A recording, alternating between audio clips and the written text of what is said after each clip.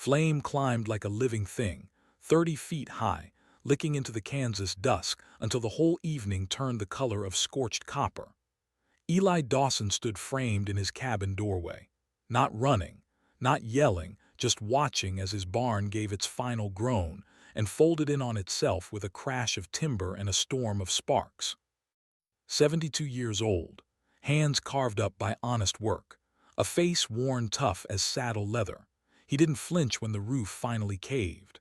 Those pale gray eyes only caught the firelight and held it, quiet, cold, measuring. 50 yards out, 3 riders sat their horses like they owned the night.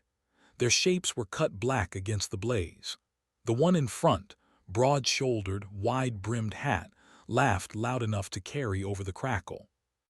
"That's what you get, old man. That's what happens when you don't pay what you owe."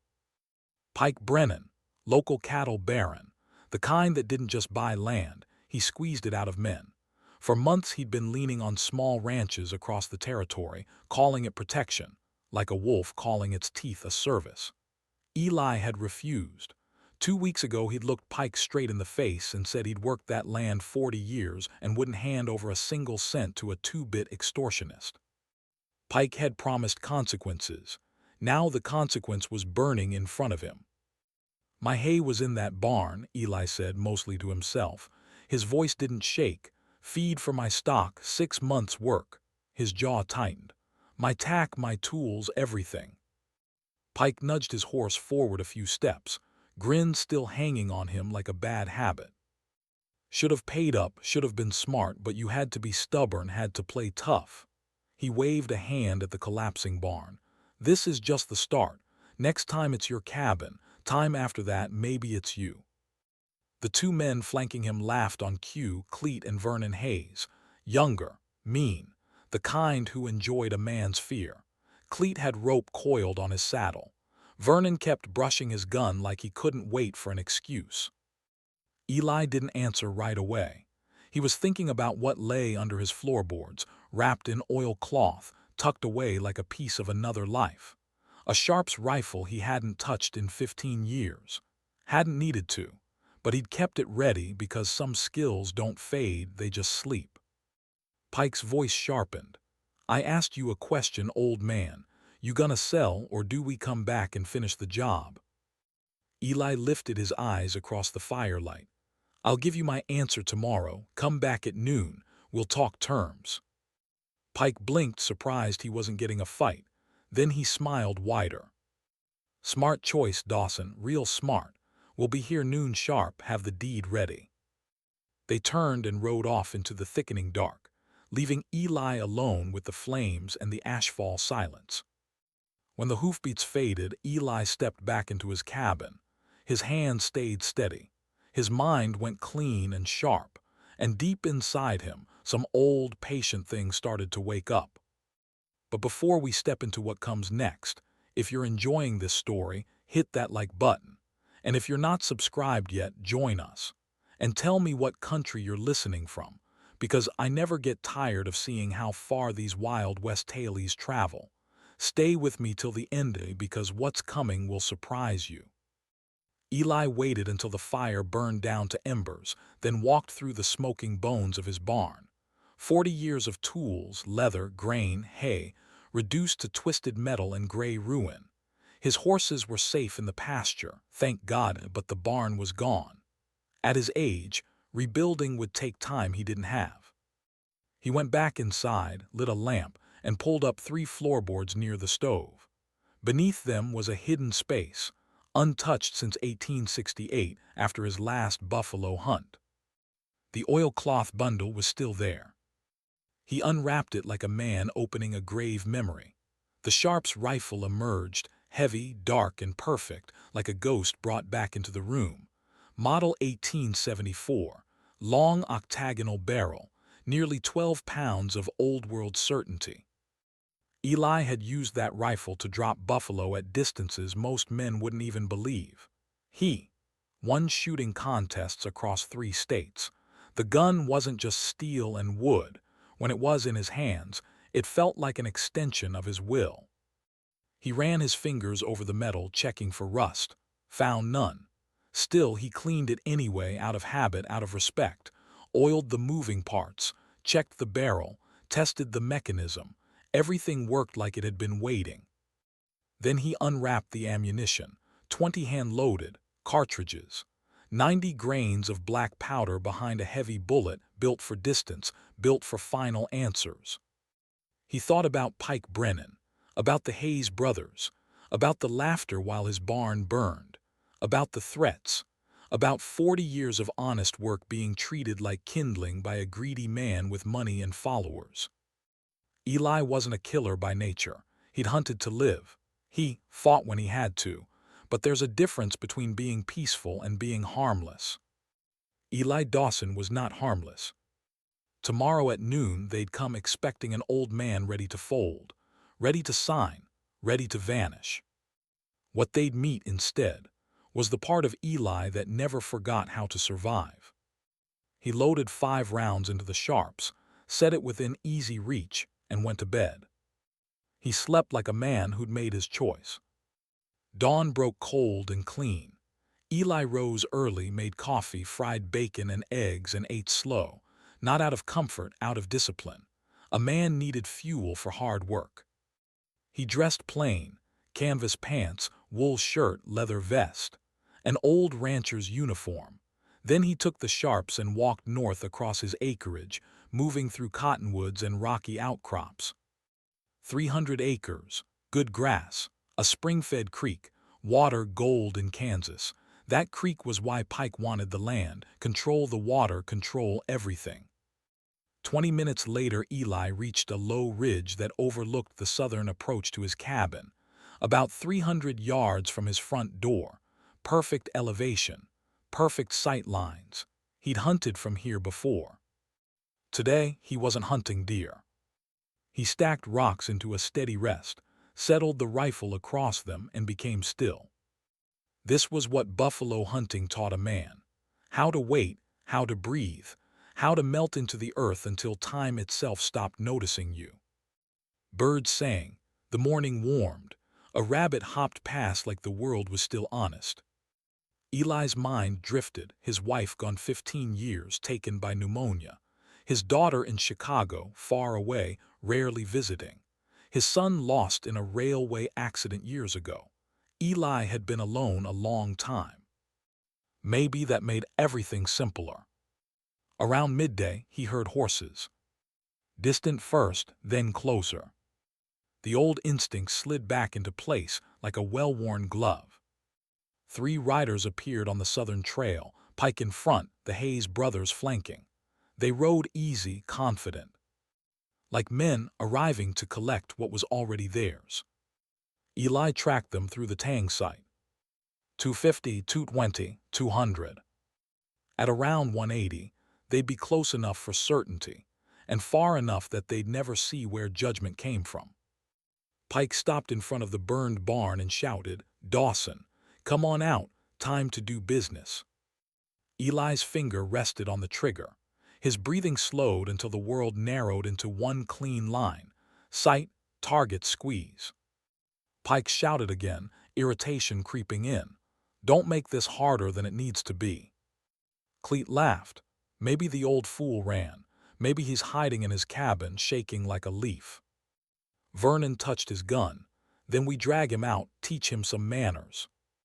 Eli measured the wind, barely a whisper. The rifle sat steady on stone. His hands didn't tremble. 72 years old, steady as iron. For half a heartbeat he considered warning them, calling out, telling them to leave. But warnings only work on men who still have sense. They'd already chosen their road. Now Eli chose his. The sharp spoke, deep and thunderous, like the sky itself had cracked. Across the field, Pike Brennan was struck and toppled from the saddle, hitting the ground hard and still. The horses jerked and screamed. Cleet and Vernon spun in shock, trying to find a shooter they couldn't see, trying to understand a sound that seemed to come from everywhere at once. "What the hell?" Vernon yelled, drawing his pistol, turning in circles. Eli was already reloading, dropped the lever, eject, load, close, smooth and fast. old muscle memory from a life that once depended on it. Cleet scrambled off his horse and ran for cover behind the stone foundation of the burned barn. Smart. Vernon stayed mounted, fighting his panicked horse and searching the open ground. Not smart. Eli settled the sight on Vernon, harder now, moving target. He led just enough, breathed out and squeezed. The sharps thundered again. Vernon was hit and thrown from the saddle. He hit the ground and cried out, clutching himself, panic rising fast. Cleet vanished behind cover. Eli reloaded calmly. He had time, he had range, he had the high ground. Behind the foundation, Cleet's world collapsed. Pike was down. Vernon was fatting. And Cleet had no idea where death was perched, only that it was out there with a buffalo rifle. "Vernon," Cleet shouted, "can you move?" "I'm hit bad." Vernon's voice came thin and desperate. "Cleet, help me, where's the shooter?" "I don't know," Cleet snapped, terror creeping in. "I can't see him." Cleet's mind caught up to the truth. Dawson must have been a buffalo hunter once, must have kept that rifle, and now he was using it like the old days, quiet, patient, and deadly. "Dawson," Cleet shouted, "you old bastard, this is murder. You're killing unarmed men." From somewhere out in the distance, Eli's voice floated back steady, cold. "You burned my barn, threatened my life, came here to steal my land. As far as I'm concerned, you're getting what you earned." Cold sweat slid down Cleet's spine. This wasn't how it was supposed to go. They'd been shaking down ranchers for months. Nobody fought back. But Dawson wasn't like the others. "I'll pay," Cleet yelled. "I'll pay for the barn, we'll rebuild it, just let us go." "Too late," Eli called back. "You made your choice last night." Vernon's voice went quiet, his movement slowed. Cleet knew what that meant. If he stayed, he'd die. If he ran, he'd die. The old man had him pinned like a nail under a hammer. Cleet burst from cover, sprinting toward cottonwoods west of the ruins. The sharps boomed again, and the shot slapped dirt close enough to make Cleet feel it in his teeth. He dove flat, gasping. Eli could have ended him. Instead, it was a warning written in thunder. Eli's voice carried across the grass. "Next one won't miss. Get back behind that foundation, boy. We're going to have a conversation." Cleet crawled back, shaking so hard he could barely breathe. "What do you want?" he shouted, hating how his voice cracked. Eli answered like a tired man telling the truth. "I want you to understand something. I'm 72. I've lived long, seen plenty, and I'm tired of bullies thinking they can take whatever they want." Cleet swallowed, throat bone dry. "So you're just gonna kill me?" "I'm giving you a choice," Eli said. "Same kind you gave me when you burned my barn. You can stay there and wait until you don't have strength left. You can run and I'll drop you. Or you can step out unarmed, hands up, surrender. I'll tie you, take you to town, let the law handle it." Cleet almost laughed, because the law in Blackwater Springs wore Pike's money like a badge. Sheriff Garrett had been bought and paid for. "How do I know you won't just shoot me anyway?" Cleet shouted. "You don't," Eli said simply. "You'll have to trust me." "Trust's a funny thing, ain't it?" Cleet stared at the bodies, at the open ground, at the emptiness where the shooter hid. Then he made the only choice that still left him breathing. "All right," he called. "All right, I'm coming out. Don't shoot, I'm unarmed." Eli's voice came firm. "Toss your gun first, knife, anything you're carrying." Cleet threw his revolver, then his knife, then a small hidden pistol from his boot. He stood slowly, hands high, and stepped into the open. Every instinct screamed to run, but he didn't. He walked. "Toward the cabin," Eli instructed. "Slow, no sudden moves." Cleet took step after step until the cabin door opened. There stood Eli Dawson, gray-haired, lean as a fence post, holding that massive rifle like it belonged to him the way a hammer belongs to a blacksmith. The barrel stayed steady on Cleet. "On your knees," Eli said. Cleet knelt. Eli approached with rope and tied him, hands, ankles, binding him tight with practiced efficiency. "You killed them," Cleet whispered hollow. "You murdered them." "Self-defense," Eli said calmly. "They came onto my land armed, making threats. That's what I'll say. That's what happened." "Garrett won't believe you."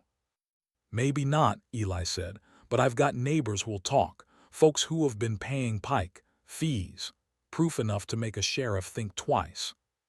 He loaded Cleet into a wagon and drove for Blackwater Springs.